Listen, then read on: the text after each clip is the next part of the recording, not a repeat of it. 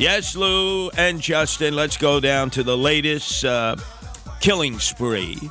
Mass shooting conducted by a transgender in Philadelphia called Kim Brady Carricker, age 40, who decided after practicing a number of times by putting on a bulletproof vest, having an AR-15 style rifle at the ready, fully loaded, and a pistol with an extra magazine, had practiced over and over what was going to be her killing spree. And again, I don't know the appropriate way of referring to her because in her waning days, she's still alive, by the way, captured by the police after killing almost a half dozen, wounding others, children.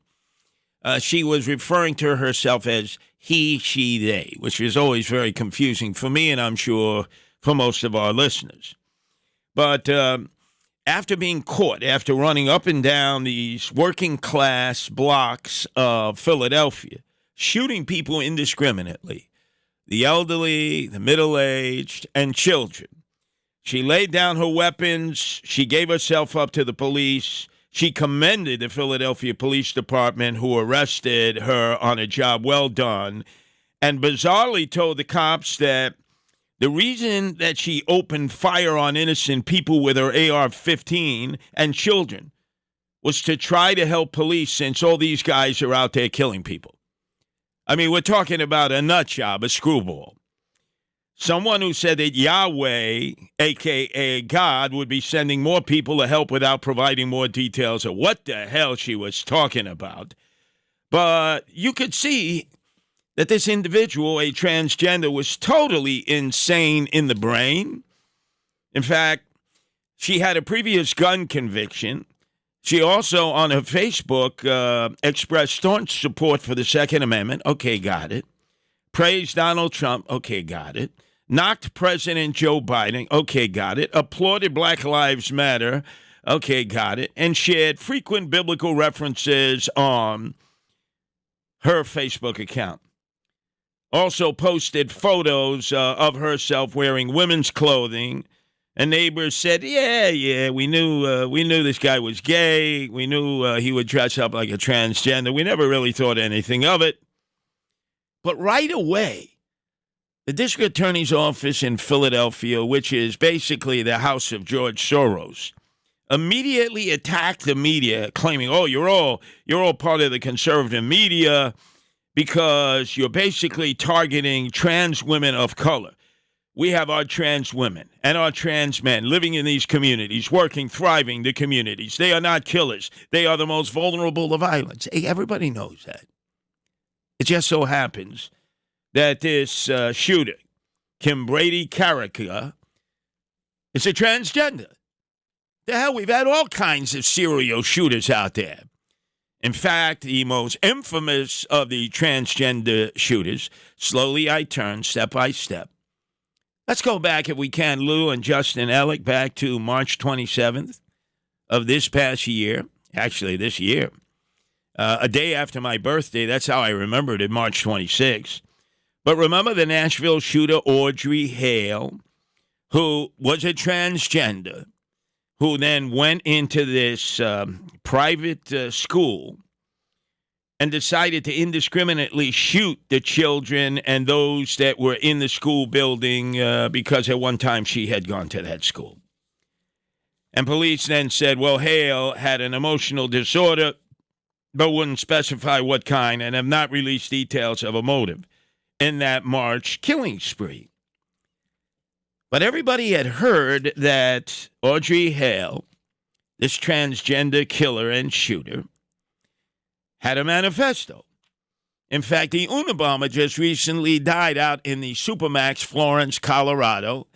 And remember, the Unabomber, who was arrested in a shack in Montana by the FBI, originally came from Albany. His own brother dropped a dime on him. When you read his manifesto, it leant all the way to the left, very progressive, but very crazy too. But he was targeting what he felt were enemies of a progressive, far-left dogma. Although as crazy as it was in his manifesto, it's actually been printed. It's in book form. We actually can read the entire manifesto that they found in that shack in Montana when the FBI arrested the Unabomber, who was responsible for the death and maiming of many.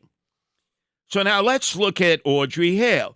It was March 27th, and Audrey Hale goes into this schoolroom, the Covenant Elementary School, and then eventually, after killing 6 and injuring others, is shot by police as they cornered her dead. Meantime, when they went to the parents' house, because she was living with the parents in Nashville, the parents claimed we had no idea. How could you not have any idea?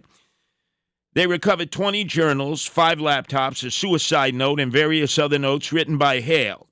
It was seized from the house she shared with her parents, as well as 2 memoirs, 5 Covenant school yearbooks, and 7 cell phones. Even drug dealers don't have 7 cell phones. So you would have thought that this information, which was promised to the general public, in which there have been all kinds of requests through Freedom of Information Act, be released, and all of a sudden the FBI and the Metro Nashville Police Department will not release it. They have said, quote, "What I was told, her manifesto was a blueprint on total destruction. And it was so detailed at the level of what she planned. That document in the wrong person's hands would be astronomically dangerous." Isn't that what they told us about the anarchist cookbook in the 1960s, which almost all of us who had a radical leaning had as part of their library? I know I had it at that time. In fact, you wanted to go out of your way to get the anarchist cookbook. It didn't mean that all of a sudden we were going to go out and make bombs and declare war on America and join the Black Liberation Army or the Weather Underground. No. But now they're claiming we can't have that transgender's manifesto written in great detail, Audrey Hale. The overwhelming majority of it, according to the FBI, would be a danger to the general public. In fact, one city council person in Nashville said, "I personally don't want to know the depths to which her psychosis reached. When I'm told by a Nashville Police Department high-ranking official that it keeps him up at night, I'm going to defer to that person in that agency that I don't need to read that." Well, really? Well, you can make that personal choice. It should be available to all of us. We know why that manifesto of that transgender shooter was not released in Nashville. Because, let's face it, there's a perception that the negative activity, the killer activity, the shooting activity of one transgender would be truly damaging for the transgender community. The police and the FBI are hesitant to release that manifesto because they're afraid of a violent backlash against that protected class of people. Look, we are entitled to know what the hell was in that transgender's manifesto. Again, it couldn't have been more detailed.